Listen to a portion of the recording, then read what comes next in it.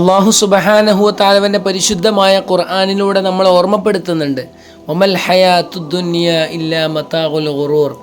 ഐഹിക ജീവിതം എന്നുള്ളത് വഞ്ചിക്കപ്പെടുന്ന ഒരു വിഭവം മാത്രമാണ്.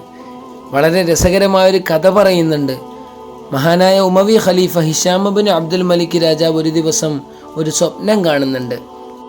അദ്ദേഹത്തിൻ്റെ മുഴുവൻ പല്ലുകളും കൊഴിഞ്ഞു പോകുന്നതായിട്ടാണ് സ്വപ്നം കണ്ടത്. അങ്ങനെ പിറ്റേ ദിവസം രാജാവ് കൊട്ടാരത്തിലേക്ക് സ്വപ്ന വ്യാഖ്യാനം അറിയുന്ന, തഅ്വീൽ അറിയുന്ന ഒരു പണ്ഡിതനെ കൊട്ടാരത്തിലേക്ക് വിളിച്ചു കൊണ്ടുവരാൻ പറഞ്ഞു.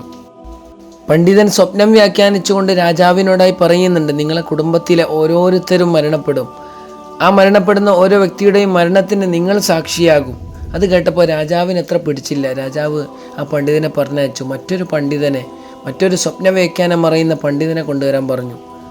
ആ പണ്ഡിതൻ പറഞ്ഞു, അബ്ശിർ യാ അമീറുൽ മുഅ്മിനീൻ, ഓ അമീറുൽ മുഅ്മിനീനെ, നിങ്ങൾ സന്തോഷിച്ചു കൊള്ളുക. എന്താണെന്നല്ലേ, നിങ്ങളുടെ കുടുംബത്തിലെ ഏറ്റവും അവസാനത്തെ കണ്ണി, ഏറ്റവും അവസാനം മരണപ്പെടുക നിങ്ങളാണെന്ന് പറഞ്ഞപ്പോൾ രാജാവിന് വലിയ സന്തോഷമായി. രാജാവ് ആ പണ്ഡിതന് വലിയ ഗിഫ്റ്റുകളൊക്കെ നൽകി പണ്ഡിതനെ പറഞ്ഞയച്ചു. ഇതിലൂടെ നാം മനസ്സിലാക്കേണ്ടത്, സംഗതി രണ്ട് പണ്ഡിതന്മാർ പറഞ്ഞ ആ ഒരു സ്വപ്ന വ്യാഖ്യാനവും ഒന്ന് തന്നെയാണ്.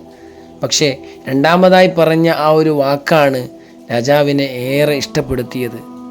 ദുനിയാവിനോടുള്ള വല്ലാത്തൊരു പ്രണയം. നാം ജീവിതത്തെ നോക്കിക്കാണേണ്ടത് മരണമാകുന്ന ആ ഗ്ലാസ്സിലൂടെയാണ്. അല്ലാഹു സുബ്ഹാനഹു വ തആല നമുക്കൊക്കെ നല്ല മരണം നൽകി അനുഗ്രഹിക്കുമാറാവട്ടെ.